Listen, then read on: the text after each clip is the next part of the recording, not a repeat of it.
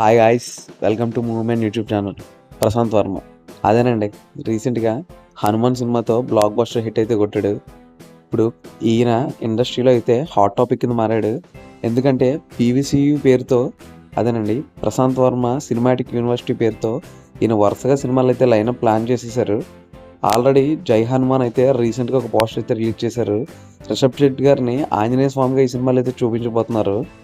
ఇదిలా ఉండగా అతని నెక్స్ట్ సినిమా ఒక పెద్ద బిగ్గెస్ట్ స్టార్తో ఉండబోతుందని, ఆల్రెడీ వర్క్స్ అన్నీ కంప్లీట్ అయిపోయాయని, ఒక పోస్టర్తో మేమైతే సడన్గా సర్ప్రైజ్ చేయబోతున్నామని ఆయనైతే ఒక ఇంటర్వ్యూలో అయితే చెప్పారు. ఎవరా బిగ్గెస్ట్ స్టార్ అని చాలామంది ఈగర్గా అయితే వెయిట్ చేస్తున్నారు. కాకపోతే ప్రభాస్ అన్న అభిమానులు మాత్రం ఇండియాలో ఉన్న బిగ్గెస్ట్ స్టార్లో అంత ప్రభాస్ అన్న కన్నా పెద్ద స్టార్ అయితే ఎవరున్నారు, ఈయనే కదా మనకున్న బిగ్గెస్ట్ స్టార్ అని చెప్పేసి గ్యారంటీగా అది ప్రభాస్ అన్నతోనే సినిమా అయి ఉంటుందని అభిమానులు అయితే హర్షం వ్యక్తం చేస్తున్నారు. నిజంగా ఆయన ప్రభాస్తో ఆల్రెడీ సినిమా పోస్టర్ రెడీ చేశాడా? నెక్స్ట్ సినిమా ప్రభాస్తోనే ఉంటుందా? కొన్ని రోజులు అయితే వెయిట్ చూడాల్సి వస్తుంది. అఫీషియల్ కన్ఫర్మేషన్ ఇంకా అయితే ఇవ్వలేదు. యాక్చువల్గా ఈయన జాంబిరెడ్డి తర్వాత తేజ సజ్జతో చాలా సినిమాలు అయితే చేశాడు ప్రశాంత్ వర్మ. చేసిన సినిమాలన్నీ చాలా డిఫరెంట్గా బాగుంటాయి. ఇప్పుడు పీవీసీయూలో అయితే నెక్స్ట్ లైనప్ అయితే చాలా పెద్దదే అని చెప్పచ్చు. పెద్ద పెద్ద స్టార్స్ అందరితో ప్లాన్ చేశాడు. రీసెంట్గా రానా మరియు రిషబ్ శెట్టితో కలిపి ప్రశాంత్ వర్మ కూర్చున్న ఫోటో అయితే ఒకటి రిలీజ్ చేశారు. ఇలానే చాలా పెద్ద పెద్ద హీరోలు అందరూ ఈ పీవీసీయూలో కనిపించబోతున్నారంట.